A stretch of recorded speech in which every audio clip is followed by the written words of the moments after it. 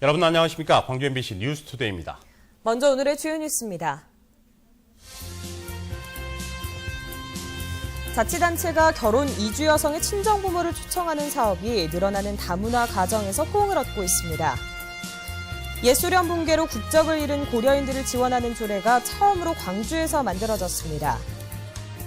임금 협상안에 잠정 합의한 기아자동차 노조가 오늘 찬반 투표를 통해 수용 여부를 결정합니다. 광주 전남 지역 금융기관들의 예금은 대폭 줄고 대출은 늘어난 것으로 나타났습니다. 네, 추석이 다가오면 고향집과 가족을 떠올리기 마련인데요. 전남의 한 자치단체가 전국 최초로 다문화 가정 친정 부모를 초청해주는 사업을 벌여 호응을 얻고 있습니다. 김용 기자가 전해드립니다. 지난 2005년 베트남에서 한국으로 시집을 온 김미연 씨. 단란하고 행복했던 시간도 잠시. 2년 전 남편이 두 딸을 남겨두고 암으로 세상을 떠났습니다. 힘겨운 시간이 이어지고 있지만 그나마 위안이 되는 것은 친정 어머니가 같이 생활하고 있다는 것입니다. 엄마는 친구도 되고 다음에는 제가 먹고 싶은 음식은 엄마 손이잖아요. 그 음식도 맛있고 해주니까 고맙고. 김 씨의 어머니도 5달째 딸과 손주들을 직접 돌봐줄 수 있게 돼 다행이라는 생각입니다. Thấy con không sống giờ nó nuôi con có mình nó qua đây nuôi tiếp cho con cho nó khỏe. Cũng nhờ cái quý ông cũng giờ nói giùm cho hai cháu tôi. 이처럼 김 씨가 어머니와 생활할 수 있었던 것은 해남군의 다문화 가족 친정부모 초청 사업 덕분입니다. 전국 최초로 해남군이 지난해부터 시행하고 있는 이 사업으로 모두 20세대가 혜택을 보고 있습니다. 이 사업은 향후 저희들이 2년 동안 참여했던 대상자들에 대한 만족도를 조사 후에 계속 시행할 계획입니다. 다문화 가족 친정 나들이 사업에 이어 친정부모 초청 사업이 이주 여성들에게 또 다른 힘이 되고 있습니다. MBC 뉴스 김윤입니다. 옛소련이 붕괴되면서 국적마저 잃어버린 고려인들이 광주에 둥지를 틀기 시작해 공동체를 만들었습니다. 이런저런 어려움을 겪고 있는 고려인들을 지원하기 위한 조례가 전국에서 처음으로 제정됐습니다. 이계성 기자입니다. 우즈베키스탄 출신인 장이나 씨가 광주에서 살게 된 지는 4년이 넘었습니다. 같은 처지의 고려인 남편을 만나서 아이 둘을 낳고 광주에서 삶의 터전을 마련했습니다. 일자리를 찾아 광주에 와서 가정을 꾸리게 되면서 고향 나라로 돌아가야 할 이유가 없어졌습니다. 많이 안 도와줘요. 여기 광주에 고려인들이 편하게 살 수 있어요. 하남산단 등지에서 일하며 자연스럽게 광주에 정착한 고려인은 700여 명. 불법 체류자까지 포함할 경우 1,500여 명에 이르는 것으로 파악됐습니다. 다른 지역보다 생활비가 적게 들고 인심이 넉넉하다는 게 알려지면서 고려인들이 광주에 모이게 된 것입니다. 고려인들을 지원하기 위해서 고려인 특별법이 제정돼 있지만 해외에 있는 고려인을 대상으로 하는 것이어서 광주 고려인들은 그저 외국인일 뿐입니다. 그래서 보건의료나 보육 혜택은 기대조차 못합니다. 여기서 집도 벌어서 집 사놓고 여기서 영혼의 애들도 여기서 이렇게 학교도 보내고 여기서 살 수 있게 앞으로 여기 좀 광주에서 태어났잖아요. 고려인들의 어려움을 덜어주기 위해 광주시 고려인 지원 조례가 전국에서 처음으로 제정됐습니다. 고려인의 문화들을 그대로 또 보존하면서 우리의 문화들을 익혀내는 이런 과정들이 있거든요. 이게 또 아시아 문화 중심 도시의 그 역할과 좀 맞물려 떨어지고 또 맞는 부분들이 아닌가.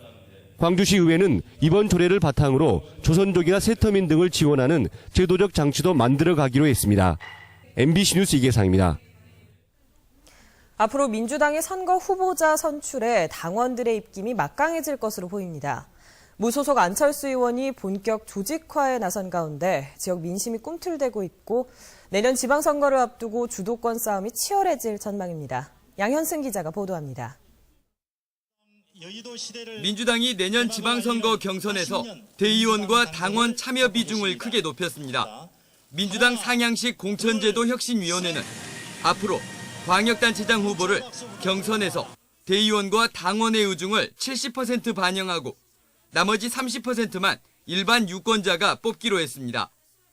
지역 국회의원과 비례대표, 광역의원도 당원과 대의원의 비중을 높였습니다. 민주당은 특히 조직동원 등 각종 부작용으로 선거 분위기에 찬물을 끼얹었던 모바일 경선을 폐지했고 예비 경선도 없애기로 했습니다. 민주당은 당원 힘이 막강해지며 발생할 수 있는 부작용을 줄이는 방안까지 고민해 최종안을 확정할 계획입니다. 이 같은 움직임은 하루빨리 선거체제로 돌입해 민심을 주도하려는 속내가 깔려 있습니다.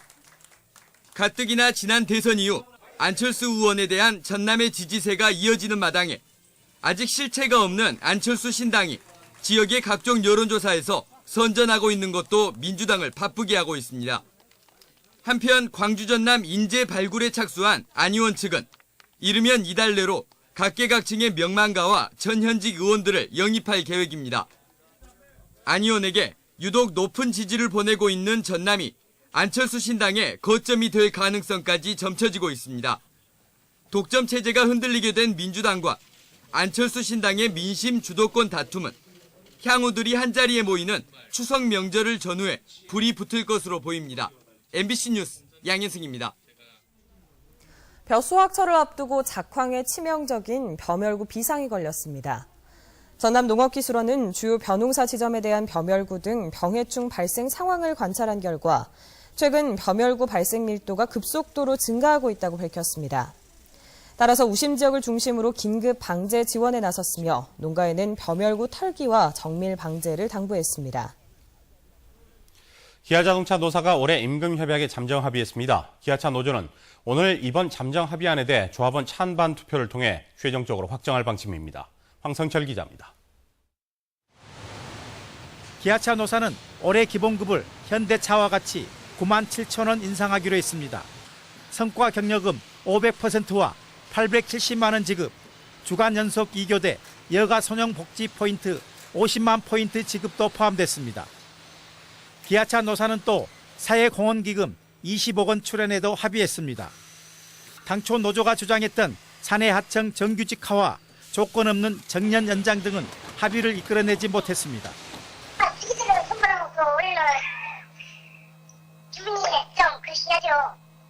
기아차 노조는 올 임금 협상을 하면서 총 6차례 부분 파업을 벌였습니다.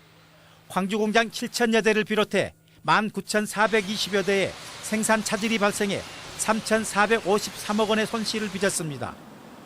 기아차 노사는 합의안을 만들어냈지만 그동안 부분 파업으로 협력업체들의 고민은 깊어졌습니다. 62만 대 증산 프로젝트에 맞춰 수십억 원을 들여 만든 생산 라인을 제대로 가동하지 못했습니다. 협력업체 직원들은 잔업과 야간 근무를 못해 실제 소득이 30%에서 50%가량 줄었습니다. 시간적으로 자료수당 못 받고 하루 8시간만 근무하니까 많이 힘들죠. 기아차 노조는 13일 찬반 투표를 실시합니다. 과반수 이상의 찬성을 얻으면 잠정 합의안대로 통과됩니다. MBC 뉴스 황성철입니다. 올 상반기 광주와 전남 지역 유가증권 시장에 상장된 기업의 단기 채무 지급 능력이 둔화된 것으로 나타났습니다. 한국거래소 광주사무소에 따르면 이 지역 결산법인 13개사의 올 상반기 유동 비율은 97.11%로 지난해 말보다 9.19%포인트 감소했습니다. 유동 비율은 1년 이내 단기 채무 지급 능력을 파악하는 지표로 이 비율이 높을수록 현금 동원력이 좋다는 뜻입니다. 광주와 전남 지역 금융기관의 예금이 크게 줄고 대출은 증가폭이 축소된 것으로 나타났습니다.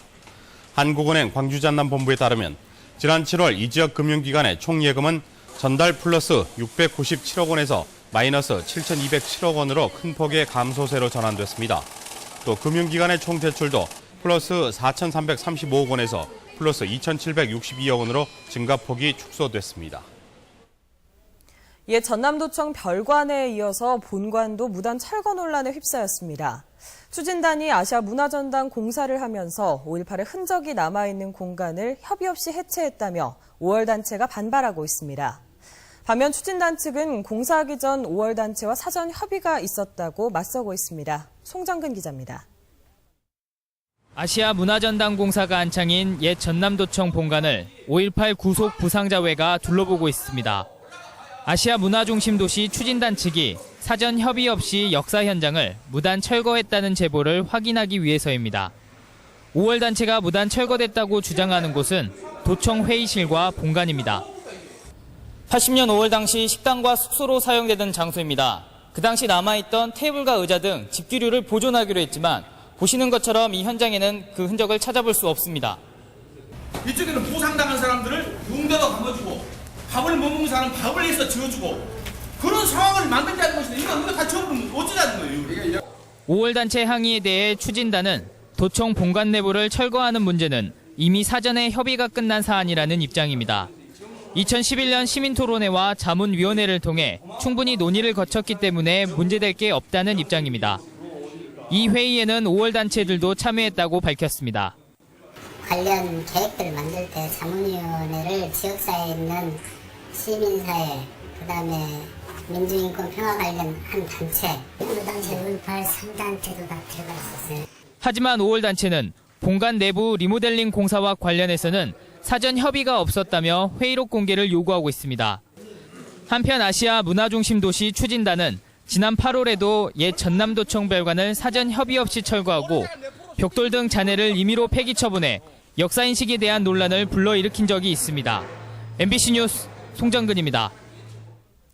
광주 지하철의 공기가 양호한 것으로 조사됐습니다.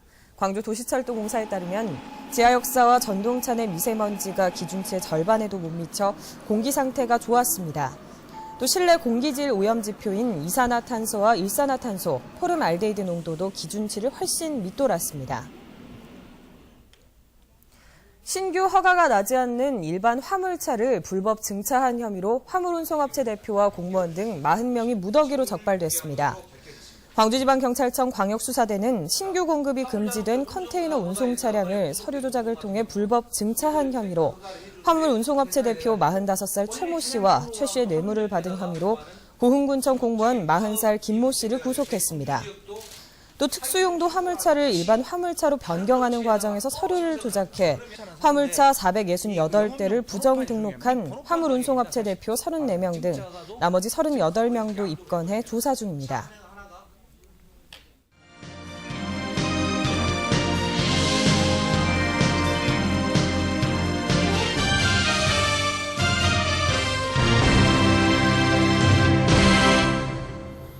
추석 연휴 기간 동안 광주에서는 의료기관 780여 곳과 약국 60여 곳이 비상진료를 합니다.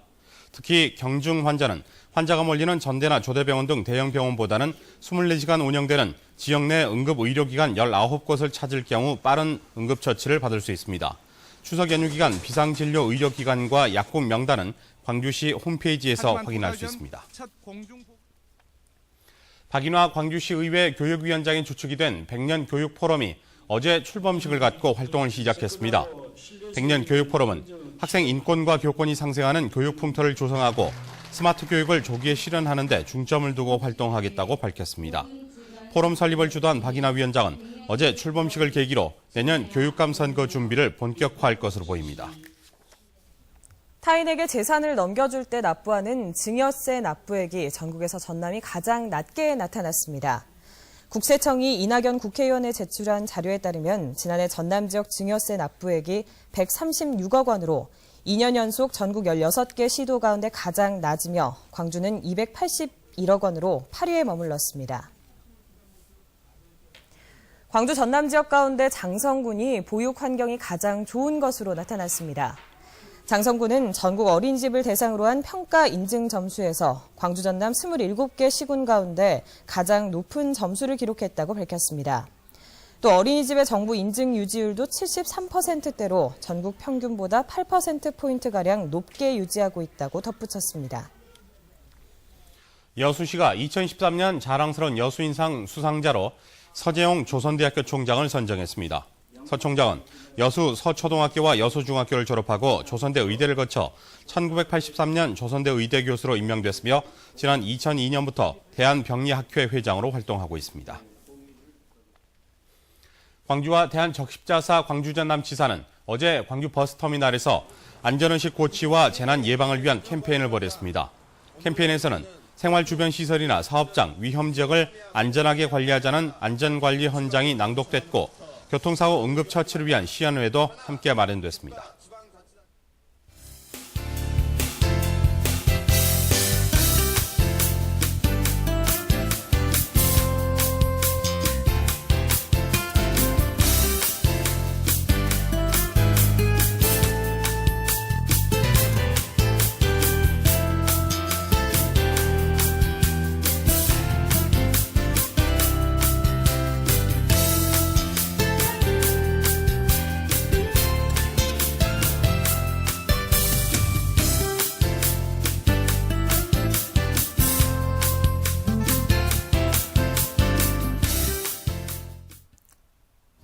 지금은 비가 오지 않지만 우산은 하나 챙겨가는 게 좋겠습니다. 오늘 흐리고 낮한 때는 비가 오는 곳이 있겠습니다.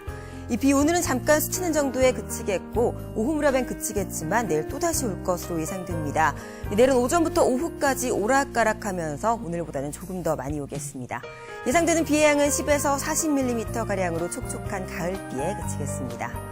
지금 비구름은 서해상에서 동북 동진하고 있습니다. 광주와 전남 지역 비가 오고 있지 않지만 약한 서해상에서 발달한 비구름으로 오후부터는 낮한 때 비가 오는 곳이 있겠습니다. 현재 기온은 영광과 광주 24도, 구례와 순천 22도 보이고 있습니다. 낮 기온 이보다 3, 4도 정도 더 오르겠습니다. 영광과 광주가 27도, 구례와 순천은 28도가 예상됩니다. 바다의 물결은 0.5에서 1.5m까지 비교적 잔잔하게 일겠습니다. 주말 동안 야외 활동하신다면 일요일에 하는 게 더 좋습니다. 내일은 비가 오겠고요. 일요일에는 구름만 조금 끼는 정도로 야외 활동하기 무난할 것으로 예상됩니다. 날씨였습니다.